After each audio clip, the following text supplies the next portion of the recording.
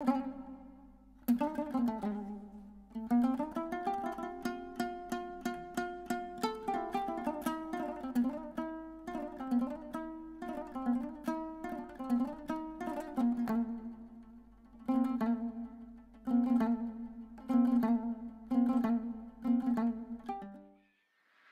avant que j'ai pris du sable et puis de la vase là.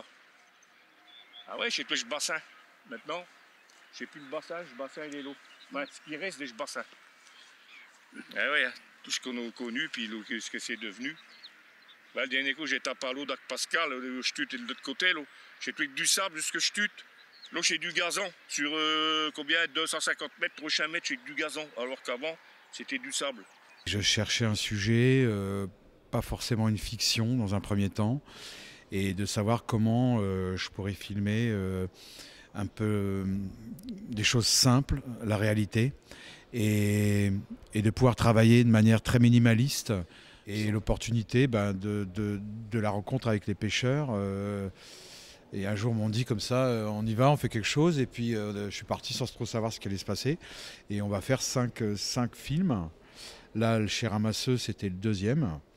Et ça s'est fait comme ça. Moi, je pars et puis je prends de l'image, je rencontre les gens. Et puis c'est un petit peu eux, l'opportunité des rencontres qui vont faire qu'à un moment donné, au montage, quand j'ai cette masse de choses présentes sur le banc de montage, j'écris avec ce que j'ai récupéré, un peu comme si je peignais avec voilà, ce que j'ai mis sur ma palette. J'ai des images et j'essaie de composer une histoire avec ça, quoi. Voilà.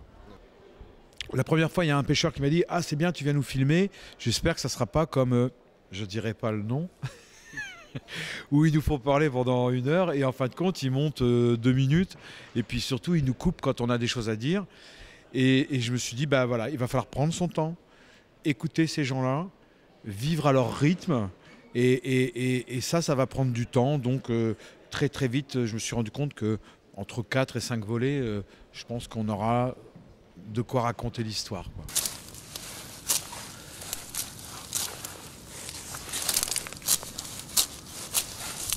Parce que je me suis rendu compte très vite au début que quand je suis parti la première fois avec les pêcheurs pour la récolte des coques, je me suis dit bon, on va faire un film d'1 heure, 1 heure et demie, voilà. Et puis je me suis rendu compte très vite que je suis rentré en immersion avec ces gens-là et que d'abord il y avait plusieurs comment dirais-je, spécificités dans les métiers de la baie. C'est-à-dire que les gens qui vivent dans la baie de Somme, les pêcheurs de la baie, ils pêchent les coques, ils font les bouchots, ils font les crevettes, ils font les vers, ils vont pêcher le poisson plat. Et je me suis dit, mais tout ça dans un film, ça va être très compliqué, quoi. Donc très très vite, je me suis rendu compte que entre 4 et 5 volets, je pense qu'on aura de quoi raconter l'histoire, quoi.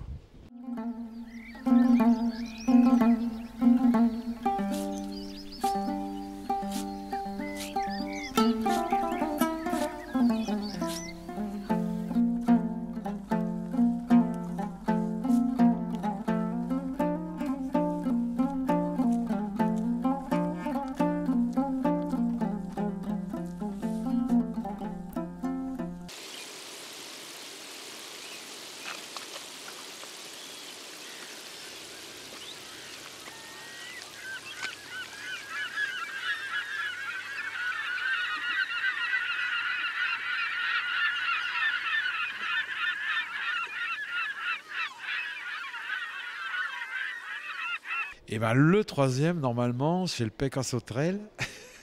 Donc c'est la pêche aux crevettes. On aura un 5 qui sera sur la petite pêche, les sols, les choses comme ça. Et puis les femmes de pêcheurs qui commencent, elles, à venir vers nous et que je rencontre et qui commencent aussi à parler.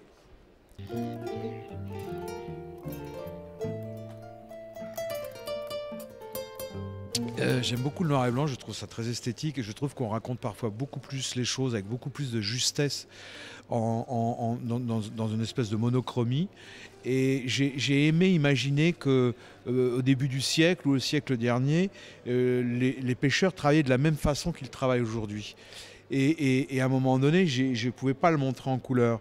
Et le fait de l'avoir mis en noir et blanc, à certains moments, pas tout le temps, pas de manière systématique, je l'ai d'abord montré aux pêcheurs eux-mêmes, les rushs.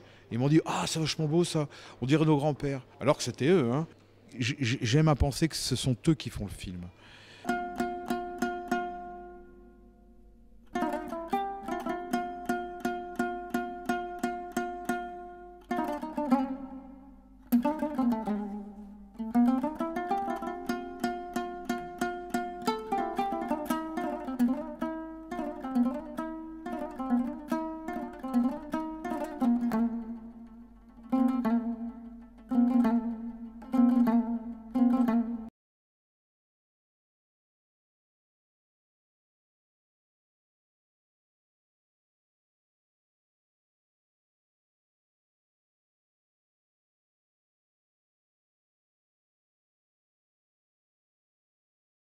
Très compliqué, quoi.